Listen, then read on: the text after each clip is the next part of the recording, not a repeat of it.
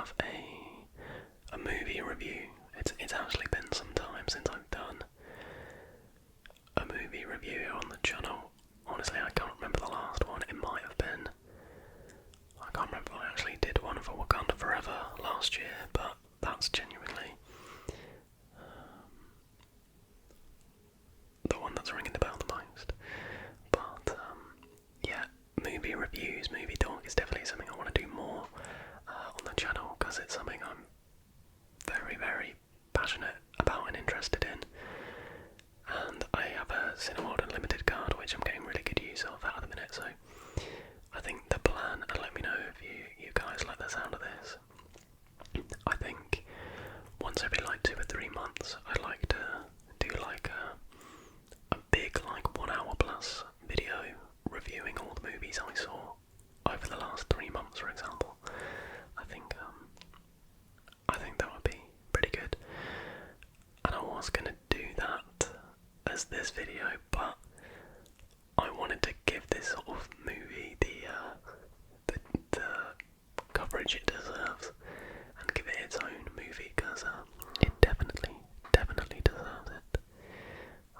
I've also got a bit of a different background because I'm filming during the day and I need some natural light here. So I'm filming in front of the curtain which houses all my filming equipment in.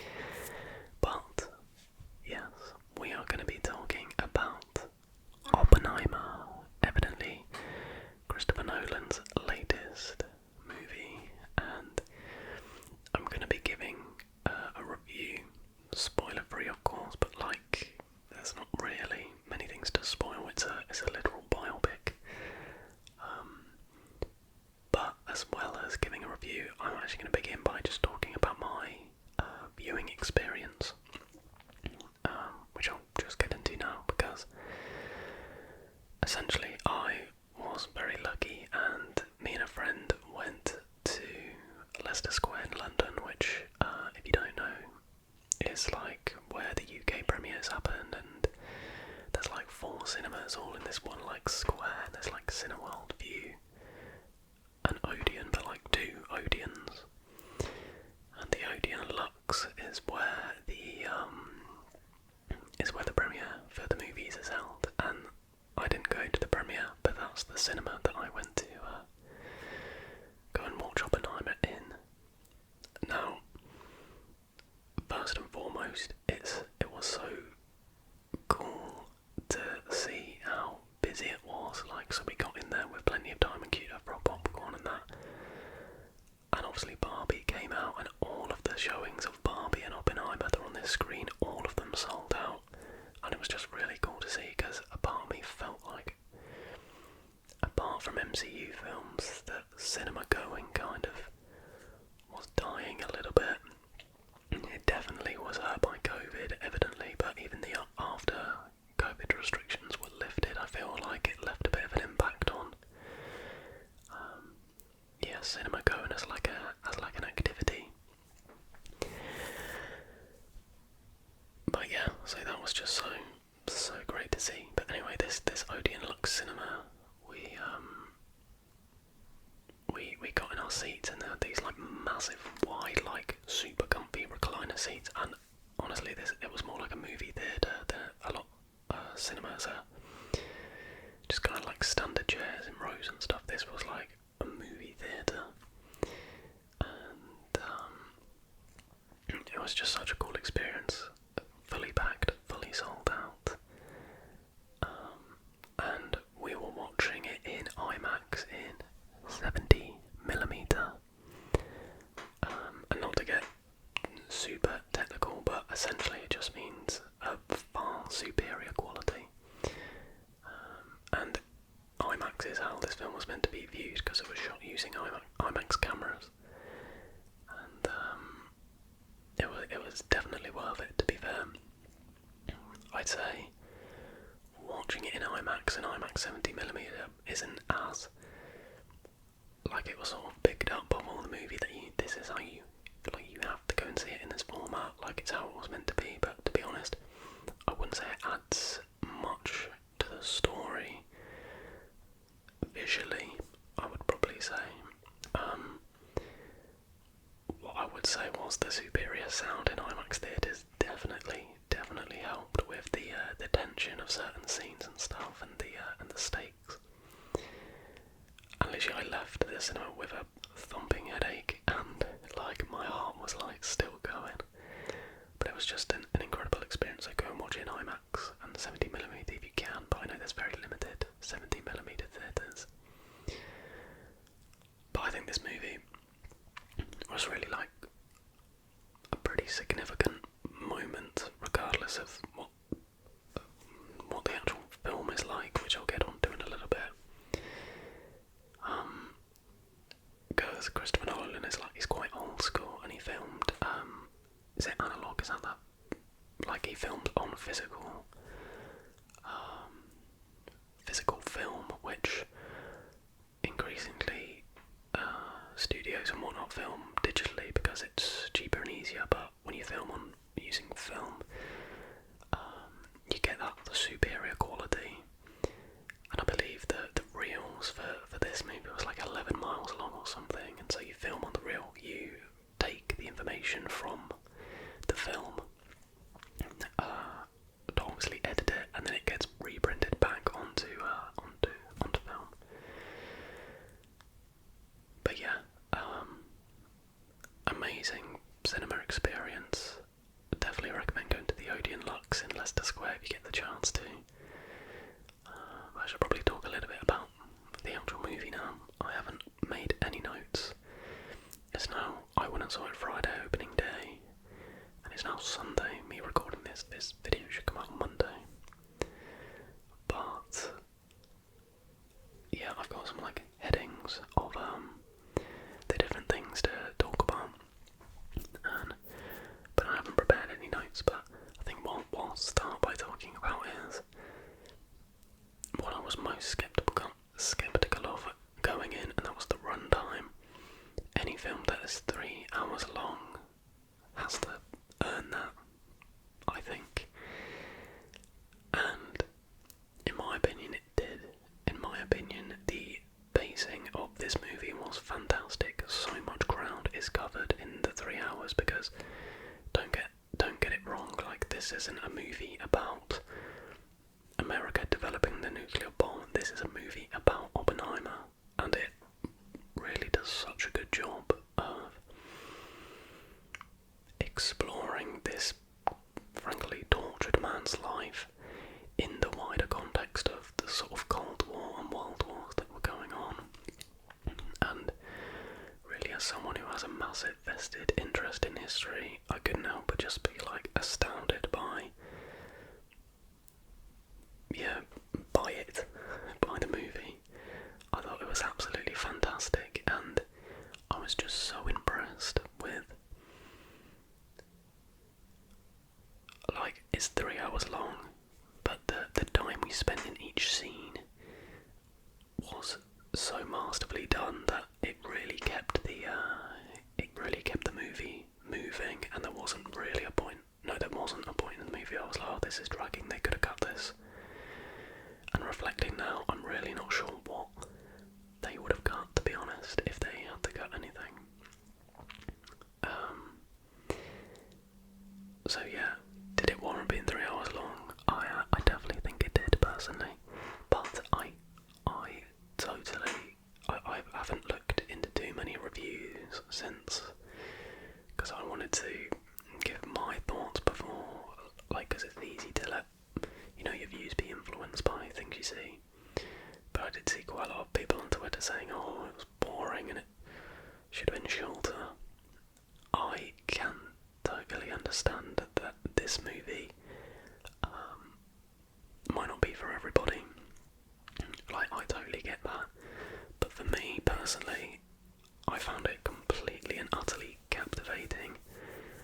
The plot was great. I'm not really going to talk about the plot too much because it's a biopic, but the way it was handled and the way we moved scene to scene,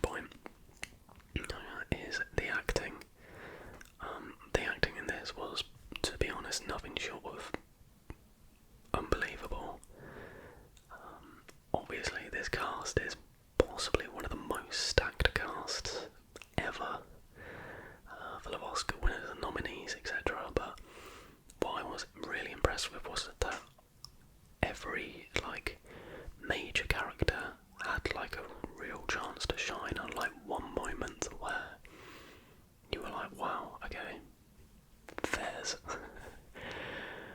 In particular, Robert Downey Jr., there's a period in the last 20-25 minutes of the film where he essentially just throws down the gauntlet to get that Best Supporting Actor at the next Academy Awards.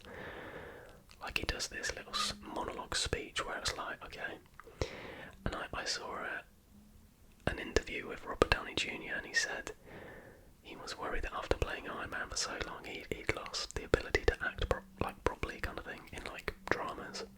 And that's definitely not the case. He was brilliant, and he didn't have that much screen time, really. I saw that Cillian Murphy's in 90% of the frames. And all these main characters, they don't have that much screen time, but you probably remember the screen time they have. Emily Blunt is a constant throughout, and she's always great. And Matt Damon, I thought, was really good in this movie, because I think Matt Damon's obviously a great actor, but a lot of the time he sort of plays similar characters. But I thought he was really good in this.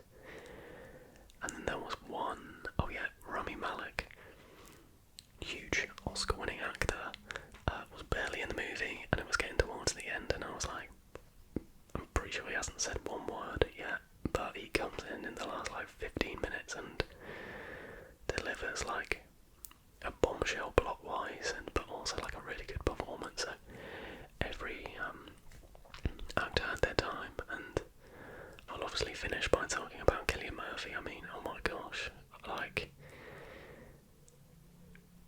with Cillian Murphy, obviously in Peaky Blinders he has these dramatic outbursts and stuff, and the show he can do that side of acting, that end of the scale. There's not really any moments in this movie where he's probably angry, and it's all at a relatively sort of constant level, but he's so good at doing the subtle things amazingly. He did a brilliant, just such an incredible job of conveying the tortured, sort of self-reflective nature of Oppenheimer.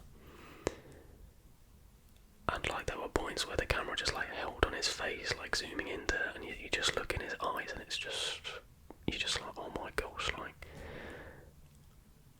it was just a brilliant performance. Will he win Best Actor? I don't know. We'll have to see what other movies come out this year, but he's definitely, he has to be nominated, but will he win? I don't know if it's an Oscar-worthy winning performance, but I would just describe it as totally captivating. So, acting-wise, no qualms from me, and Josh Peck, he had his little moment with the bomb testing scene, and he was very good. And that's Josh from Drake and Josh, by the way. Next up, and this is always honestly for me, one of the most important aspects of a movie, the score. If the movie could be the best written film ever, if the score sucks, I will probably not like it. The score's really what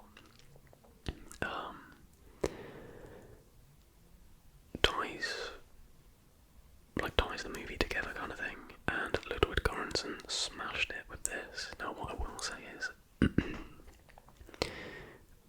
with this score, it's almost like a completely ongoing background. I'm trying to work out the words to describe this. There's very few moments where it's this big pounding score through the most of the movie. It's quite subtle and in the background, but constant. So it helps. Again, that helps aid the pacing of the movie. But then what that does is when you do have these big moments,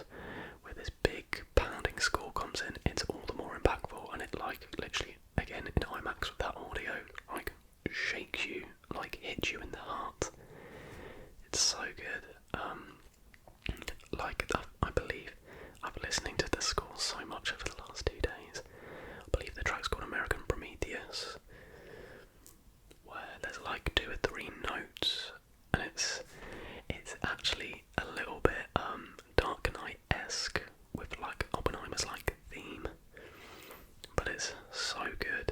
And there's a scene in the movie where he like puts on his hat and walks out into the desert, and it pans away from him, and the score kicks in, and it's like it literally like shakes you to your core. Yeah, he did a phenomenal job at a somewhat unassuming job, but I guarantee when I go and rewatch it a second time, I will notice how brilliant it is. Because there's other great tracks like I think there's one called Vision, which I really like, and Destroyer of Worlds, I think. That leads me on to another point, which I actually didn't have written down, but just a quick one on the dialogue.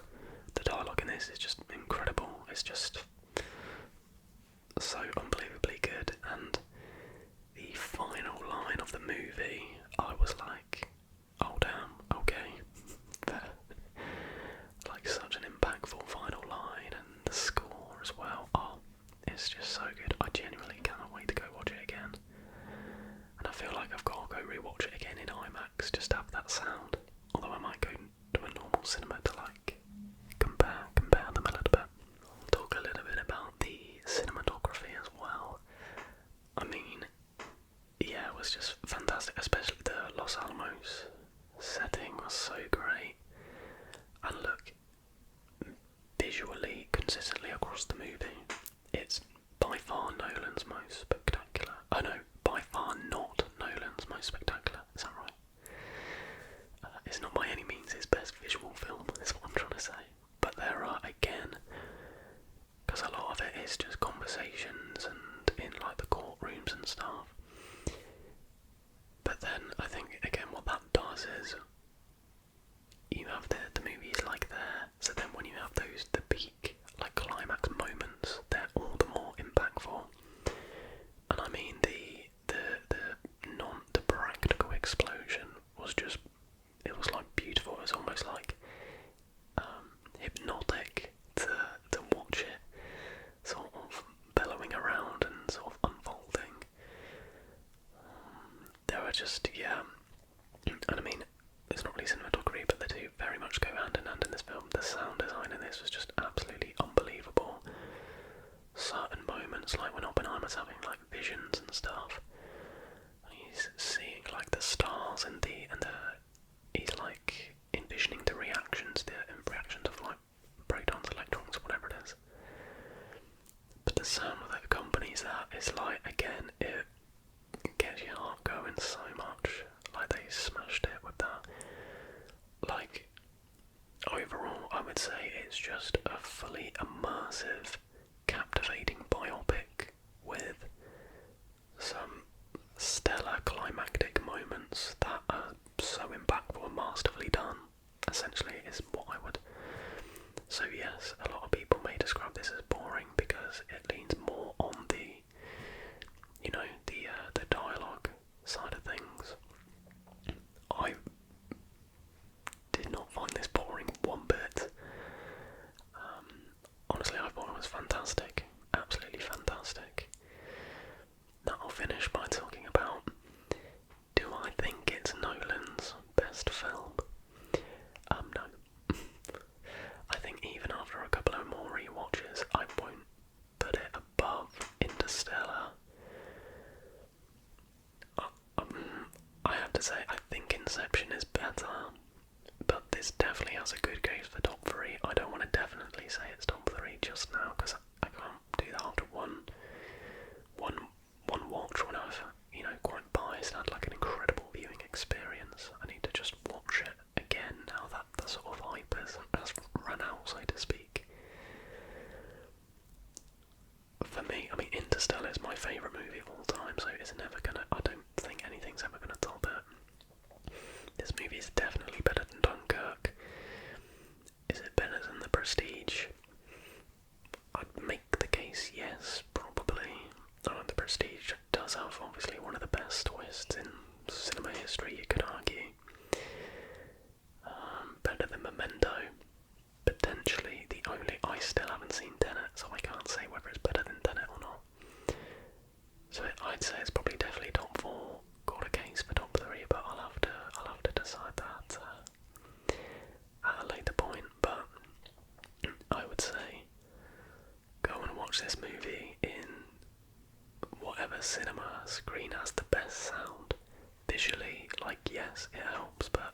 a cinema near you has the best sound, because that is the key to this movie, I think, and the key to enjoying it more. I loved it, and I'm so glad it lived up to the hype and it warranted being 3 hours long, because I'm always skeptical of those long movies. Endgame, I wasn't really worried with it being 3 hours, because I was like, they've got so much to fill in, I'm worried 3 hours won't be enough. But Oppenheimer truly deserved it. A movie full of amazing, amazing performances, beautiful cinematography, great sound, great score. Just go and watch it, basically. I think it's one of those films that people will look back on in 10, 20, 30 years time, longer, and go, wow, that was a bit of a moment in movie history. But yeah, I did choose to watch Oppenheimer over Barbie. I'm going to try and go and watch Barbie before I go on holiday. If not, it'll have to be after. But I'm pretty excited to see that too. It's great that we're in the position where there's two like fantastic movies. There's actually some good movies in the cinema at the minute, because you've got Barbie, Oppenheimer, Mission Impossible, which I'm still yet to see. I went and watched Elemental the other day, which I actually thoroughly enjoyed. And some other ones as well. But yeah, overall I gave Oppenheimer 5 stars on Letterboxd. Like, I just can't really fault it. Maybe after rewatches it will come down, but I can't see that happening. But if you have seen Oppenheimer, please let me know what you thought down below. I would love to have a conversation. I love nerding out, so to speak, so feel free to leave your thoughts and experiences watching this movie, and also let me know if Barbie is any good. But yeah, that